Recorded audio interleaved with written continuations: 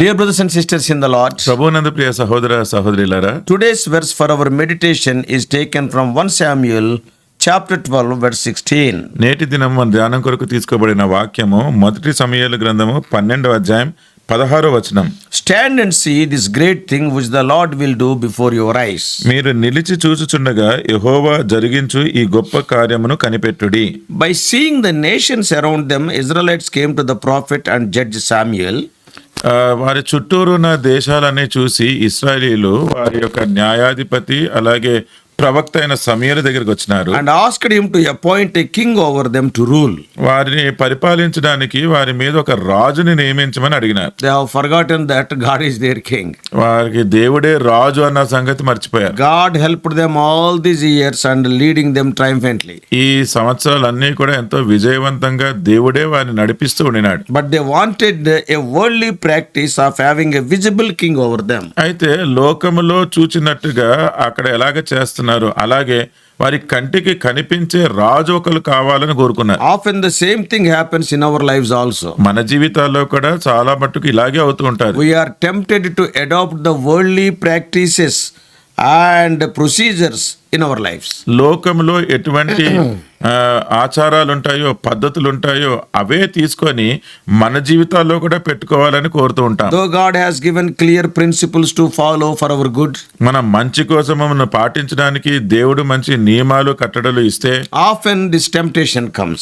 చాలా సార్లు ఈ శోధన వస్తూ ఉంటారు. And when we yield to such temptations, అటువంటి శోధనకు మనం గురైపోయినప్పుడు surely defeat and destruction will be there in our lives. మన జీవితంలో తప్పకుండా ఓటమి లేకపోతే నాశనం కలుగుతూ The ఉంటాయి. demand of Israelites for a king was an insult to Samuel as well as God. చూడండి, ఇశ్రాయేలీయులు మాకు ఒక రాజు కావాలి అని అడిగినారు అంటే అది సమూయేలుని అవమానించినట్లే, దేవుణ్ణి కూడా అవమానించినట్లే. When God was ruling them through the agency of the man of God Samuel, సమూయేలు దేవుని మనిషిగా ఆయన తోటి దేవుడు వాళ్ళని పరిపాలిస్తూ the ఉన్నప్పుడు people coming and asking for another king is openly defying God and also belittling his servant. ప్రజలందరూ వచ్చి మాకు ఇంకో రాజు కావాలని కోరుతున్నారు అంటే వాళ్ళు దేవునికే వ్యతిరేకంగా వెళ్ళి వారు సమూయేలుని ఎంతో చిన్న చూపు చూస్తున్నట్టుగా అయిపోయింది. Yet Samuel prayed over the matter. అయినప్పటికీ సమూయేలు ఈ విషయం గురించి ప్రార్థించినాడు. Then God said to Samuel, అప్పుడు దేవుడు సమూయేలుతో చెప్పినాడు. 1 Samuel 8:7. మొదటి సమూయేలు 8:7. I'm reading. నేను చదువుతున్నాను. Hearken unto the voice of the people in all that they say unto thee, for they have not rejected thee, but they have rejected me, that I should not reign over them. అందుకు యెహోవా సమూయేలునకు సెలవిచ్చినదేమనగా, జనులు నీతో చెప్పిన మాటలన్నిటి ప్రకారము జరిగింపుము. వారు నిన్ను విసర్జింపలేదు గాని తమను ఏలకుండా నన్నే విసర్జించి ఉన్నారు. Therefore Samuel called upon them to declare before God and before the king that he had been blameless in all his behavior. అందుకు వారు Then Samuel called upon the people వెంటనే సమూయేలు ఆయన ప్రజల్ని పిలిచినాడు. and declared himself pure and blameless before God and his people all these days. ఈ దినాలన్నిటిలో కూడా దేవుని ఎదుట మనుషుల ఎదుట ఆయన ఏ తప్పిదము లేకుండా నిందారహితుడిగా ఉన్నాడని ప్రకటించుకున్నాడు. And he told very openly before God and God's people, దేవుని ఎదుట దేవుని ప్రజల ఎదుట ఎంతో బహిరంగంగా ఆయన చెప్పినాడు, I have not taken anything from you. నేను మీ దగ్గర నుంచి ఏమీ తీసుకోలేదు. And they all acknowledged it. అదంతా వాళ్ళు ఒప్పుకున్నారు. And after the victory of Saul over the Ammonites in the previous chapter, ఈ ముందు అధ్యాయంలో సౌలు అమ్మోనీయుల మీద విజయం సాధించిన తర్వాత, that is in 1 Samuel 11th chapter, అది మొదటి సమూయేలు 11వ అధ్యాయంలో ఉంది. Samuel knew well that the nation would now begin to look to this king for leadership. సమూయేలుకి బాగా అర్థమైన సంగతి ఏంటి అంటే ప్రజలందరూ దేశమంతా కూడా ఈ రాజు యొక్క నాయకత్వం వైపే చూస్తారు అని. Now Samuel is transferring the charge of leadership to Saul. ఇప్పుడు సమూయేలు ఆ నాయకత్వపు బాధ్యతలన్నీ కూడా ఆయన సౌలుకి అప్పగిస్తూ ఉన్నాడు. And it was the transition period. ఇక్కడ ఆ మార్పు జరుగుతున్న కాలం ఇది. బదలాయిస్తున్నాడు. ఆ మార్పు బదలాయిస్తున్న He column. coolly wanted to retire by saying, and he is old and grey-headed. నేను చాలా వృద్ధుడిని అయిపోయాను, అందుకనే ఇది మార్పు కలగాలి అని అలాగే చెప్పేశాడు. And Samuel told the Israelites that his day was over. సమూయేలు తన ఇజ్రాయెల్ ప్రజలతో చెప్పినాడు కదా, ఇంకా నా దినాలు అయిపోయినాయి అన్నాడు. and Saul's day is beginning. సౌలు యొక్క దినాలు ఆరంభమవుతున్నాయి. Because king is there, Samuel understood that his role was diminishing. ఇప్పుడు రాజు ఉన్నాడు కాబట్టి ఇప్పుడు సమూయేలు తన బాధ్యతలు అన్ని కూడా తగ్గిపోతున్నాయని తెలుసుకున్నాడు. So Samuel wanted to wash his hands. అందుకని సమూయేలు తన చేతులు So కడిగేసుకోవాలనుకున్నాడు. chapter 12 contains Samuel's farewell speech to the people. అందుకనే ప్రజలందరితో కూడా వీడ్కొల్పు మాటలు చెప్తున్నదే ఈ 12వ అధ్యాయంలో చూస్తున్నాం. He is talking to them as the former leader because new leader is there. ఇప్పుడు కొత్తగా రాజు ఎంపిక చేయబడినాడు కాబట్టి సమూయేలు నేను ముందున్న నాయకుడిగా మాట్లాడుతున్నాడు. Now King Saul has reached the peak of his leadership. ఇప్పుడు రాజైన సౌలు తన రాజరికం లేకపోతే రాజుగా ఆ నాయకుడిగా ఉన్నత స్థితిలో ఉన్నాడు. Before the fall of Saul, and here in this chapter, ఇప్పుడు సౌలు తను పడిపోక ముందు అంటే రాజుగా పడిపోక ముందు ఇక్కడ ఈ అధ్యాయంలో we can see how Samuel finished well. ఇక్కడ సమూయేలు మంచిగా ఎలాగ ముగించినాడో ఆ విషయాలు మనం ఇక్కడ చూస్తూ This ఉన్నాం. is the difference between Samuel and Saul. సౌలుకి సమూయేలుకి అక్కడే తేడా. Samuel started well and ended well. సమూయేలు ఆరంభము మంచిగా ఉండింది, ముగింపు మంచిగా ఉండింది. Whereas Saul started well but could not finish well. అయితే సౌలు బాగానే ఆరంభించినాడు గాని సరిగ్గా ముగించలేకపోయినాడు. It has been said that the Christian life is like a marathon, a long run. ఇలా చెప్పబడింది ఏంటంటే ఒక క్రైస్తవుని జీవితం అంతా కూడా ఒక సుదీర్ఘంగా పరిగెట్టే ఒక పరుగు పందెం లాంటిది. How you finish is more important than how you start. మీరు ఎలాగ ఆరంభించారన్న దానికంటే దానిని ఎలాగ ముగించారనేదే చాలా It ప్రాముఖ్యమైనది. is always, great to get off to a good start. మనం చక్కగా ఆరంభించడం అనేది చాలా మంచిదే. But how you finish will ultimately defines you. అయితే మీరు ఎలాగ ముగిస్తున్నారు అన్న సంగతే అది మీరు ఏంటో తెలియజేస్తుంది. The runner who gets off to a good start, ఈ పరుగు పందెంలో పరిగెడుతున్న వ్యక్తి అతను చక్కగా ఆరంభిస్తాడు. but suppose if he stumbles along the way, కానీ దారిలోనే కొంచెము తొట్టిల్లి పడితే he loses the race. ఇక్కడ ఆ పోటీ ఓడిపోతాడు. So finishing is very important. అందుకనే ముగించడము చాలా ప్రాముఖ్యం. So in his farewell speech, అందుకనే సమూయేలు తన వీడ్కొల్పు మాటల్లో Samuel gives 4 action steps to finish well in life. అందుకనే జీవితంలో కూడా సరిగ్గా ముగించాలి అంటే 4 ప్రాముఖ్యమైన అవసరమైన సంగతులు చెప్తున్నాడు. Number 1, మొదటిది maintain a good reputation with God and man. దేవునితోటి మనుషునితోటి మంచి సంబంధ బాంధవ్యం కలిగి ఉండాలి. Secondly, రెండవది give testimony to God's goodness in the past.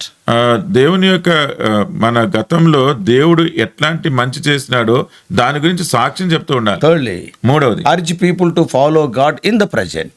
ఈ ప్రస్తుతంలో కూడా ప్రతి ఒక్కరూ దేవునిని వెంబడించాలి అని ప్రోత్సహించాలి. And fourthly, నాలుగవది never stop praying for people. ప్రజల కొరకు ప్రార్థించడం ఆపకూడదు. I want to talk a little bit about these things. ఈ విషయాల గురించి నేను మీతో కొద్దిగా మాట్లాడాలనుకుంటున్నాను. Firstly, మొదటిది To maintain good reputation with God and man. దేవునితోటి మనుషులతోటి మంచి సంబంధ బాంధవ్యాలు కలిగి ఉండడం. What does it mean? దాని అర్థం ఏంటి? You must make yourself accountable to the people. మీరు ప్రజలకు లెక్కప్పగించేవారుగా చేసుకోవాలి. He had judged them in just way and also fulfilled their request for a king. వారి విషయంలో వారు కోరిన రీతిగానే ఒక రాజునిచ్చి న్యాయమే జరిగించినాడు. And he had completed his role as a good leader. ఆయన ఒక మంచి నాయకుడిగా తన పదవి విరమించినాడు. And he made his life an open book before the people. తన జీవితం ప్రజలందరూ చూసేటట్టుగానే ఎంతో వారి ఎదుటిగానే ఉంచినాడు. తెరిచిన పుస్తకంగా ఉంచినాడు. No one could testify against him. ఆయనకి విరోధంగా ఎవరు కూడా ఏమీ He చెప్పలేకపోయారు. has not wronged anyone. ఎవరి దగ్గర కూడా తప్పు చేయలేదు. He kept his conscience clear before God and man. తన దేవుని ఎదుట మనుషుల ఎదుట మనస్సాక్షిని ఎంతో నిర్మలంగా ఉంచుకున్నాడు. This is what happens when a God chosen leader rules. చూడండి, దేవుడు ఏర్పరచుకున్న నాయకుడు పరిపాలిస్తున్నప్పుడు ఈ రీతిగా ఉంటుంది. Since he is chosen and commissioned by God, ఈయన దేవుని చేత ఏర్పరచబడి దేవుడే ఆయనని అక్కడ పెట్టినాడు కాబట్టి he will be always in touch with God's throne in all his movements and decisions. ఆయన తీసుకోవాల్సిన ప్రతి తీర్మానము తను చేయాల్సిన ప్రతి పనిలో కూడా దేవుని యొక్క సింహాసనం మీద ఆధారపడి ఉంటాడు. In contrast, దానికి విభిన్నంగా if a leader is appointed by men, for every decision he approaches the men and final confusion will be there. ఏదన్నా నాయకుడు ప్రజల ద్వారా ఎంపిక చేయబడితే ఆ నాయకుడు ప్రతి విషయం కోసం కూడా ప్రజలనే సంప్రదిస్తాడు. దాంతో ఎప్పుడు అక్కడ కలవరమే ఉంటుంది. Some people are కొంతమంది They are not God appointed, they are not man appointed. వారు దేవుని చేత ఎంపిక చేయబడిన వారు కాదు, లేకపోతే మనుషుల చేత ఎంపిక చేయబడిన వారు They కాదు. are self appointed leaders. వాళ్ళు స్వంతగా నాయకులుగా వచ్చేస్తారు. So they will never consult either God or man. అందుకనే వాళ్ళు దేవుణ్ణి సంప్రదించరు, మనుషుల్ని They సంప్రదించరు. do whatever they like. వాళ్ళకి ఏం కావాలో అది ఏది నచ్చిందో అది చేస్తూ ఉంటారు. People like Samuel and Moses, ఇప్పుడు సమూయేలు, మోషే వంటి వారు, people like David and Joshua, దావీదు, యెహోషువ వంటి వారు, why they were successful? వాళ్ళంతా ఎందుకు విజయవంతులుగా They were ఉండినారు? appointed by God. వారిని దేవుడే ఎంపిక Oh, చేశారు. let us be God appointed leaders. మనం అందరము కూడా దేవుడు ఎంపిక చేసిన నాయకులుగా ఉందాం. Secondly, రెండవది, he gave testimony to God's goodness in the past.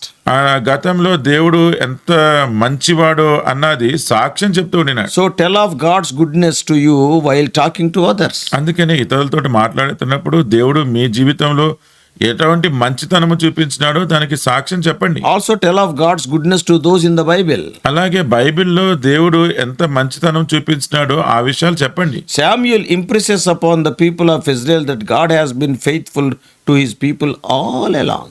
ఈ కాలమంతటిలో కూడా దేవుడు తన ప్రజల పక్షంగా ఎంతో నమ్మదగినంగా ఉన్నాడు అన్న సంగతి సమూయేలు ప్రజలతోటి పదే పదే నొక్కి చెప్తూ ఉండినాడు. And thirdly, మూడవది, he urged the people to follow God in the present. వాళ్ళు ప్రస్తుత దినాల్లో కూడా అంటే వాళ్ళు ఉంటున్న కాలములో దేవునితోటి నడుచుకోవాలి అని వాళ్ళని ప్రోత్సహించినాడు. So finishing well involves more than just giving testimony to God's goodness in the past. అంటే మన ముగింపు మంచిగా ఉండాలి అంటే కేవలము గతంలో దేవుని యొక్క మంచితనం గురించి సాక్ష్యం ఇస్తేనే సరిపోదు. You must also urge people to follow God in the present. అలాగే ప్రస్తుతంలో కూడా మీరు దేవుణ్ణి వెంబడించాలి అని వాళ్ళు ప్రజల్ని ప్రోత్సహించాలి. So to do like that, ఆ విధంగా చేయడానికి remind them oftentimes the consequences of obedience and disobedience. అందుకనే మీరు విధేయత చూపించినప్పుడు ఏమవుతుందో, అవిధేయత చూపిస్తే ఏమవుతుందో, ఇటువంటి విషయాలు పదే పదే ప్రజలకు గుర్తు చేస్తూ ఉండాలి. You can refer Leviticus 26 chapter and Deuteronomy 28 chapter in this regard. అంటే ఈ విషయం తెలుసుకోవాలంటే లేవియకాండం 26వ అధ్యాయము, ద్వితీయోపదేశకాండం 28వ అధ్యాయం మీరు చూడొచ్చు. Whenever they commit mistakes, warn them that God calls them to repentance. ఎప్పుడైతే వారు తప్పులు చేస్తూ ఉంటారో వాళ్ళని హెచ్చరించి దేవుని దగ్గర క్షమాపణ పొందుకోవాలని చెప్పాలి. And fourthly, నాలుగవది, never stop praying for people. ప్రజల కోసం ప్రార్థించడం ఆపద్దు. Samuel practiced all these four. సమూయేలు ఈ 4 కూడా తను పాటిస్తూ ఉన్నాడు. Be glad when someone asks you to pray for him.